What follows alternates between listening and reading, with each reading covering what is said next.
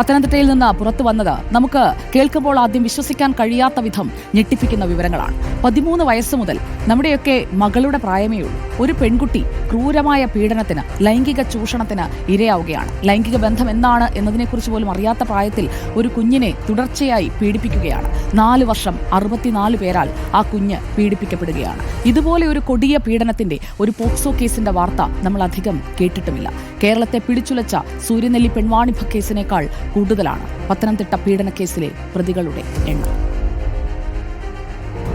ആദ്യമായി പീഡനത്തിനിരയാകുമ്പോൾ പെൺകുട്ടിക്ക് പ്രായം കേവലം 13 വയസ്സ് മാത്രം. കാമുകവേഷം കിട്ടി ആദ്യം പീഡിപ്പിച്ചത് നാട്ടുകാരനായ സുബിൻ. പീഡനത്തിനിടെ പെൺകുട്ടിയുടെ നഗ്ന വീഡിയോ ഇയാൾ പകർത്തി. പിന്നീടത് പലർക്കും അയച്ചുകൊടുത്തു.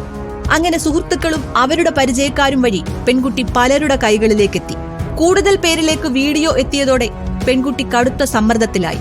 സൗഹൃദം സ്ഥാപിച്ചും ഭീഷണിപ്പെടുത്തിയും പലരും കുട്ടിയെ സമീപിച്ചുകൊണ്ടേയിരുന്നു. ഇക്കാലത്ത് പെൺകുട്ടിക്ക് മൊബൈൽ ഫോൺ ഉണ്ടായിരുന്നില്ല.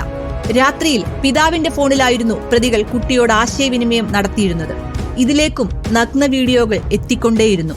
സ്മാർട്ട് ഫോൺ ഉപയോഗം വശമില്ലാതിരുന്ന മാതാപിതാക്കളുടെ ശ്രദ്ധയിൽ ഒരിക്കൽ പോലും ഇത് പെട്ടതേയില്ല.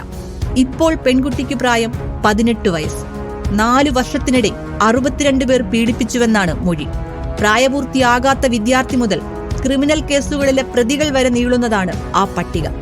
അറസ്റ്റിലായ പ്രതികളിൽ 4 പേർ ഒരു ദിവസം തന്നെ മാറി മാറി പീഡിപ്പിച്ചു. നിർത്തിയിട്ടിരുന്ന ബസ്സിനുള്ളിലും കാറിനുള്ളിലും വെച്ചുവരെ പെൺകുട്ടി പീഡനത്തിന് ഇരയായി. ഡയറിയിൽ കുട്ടി എഴുതിവെച്ച വിവരങ്ങളാണ് കേസിൽ പ്രധാന തെളിവായത്.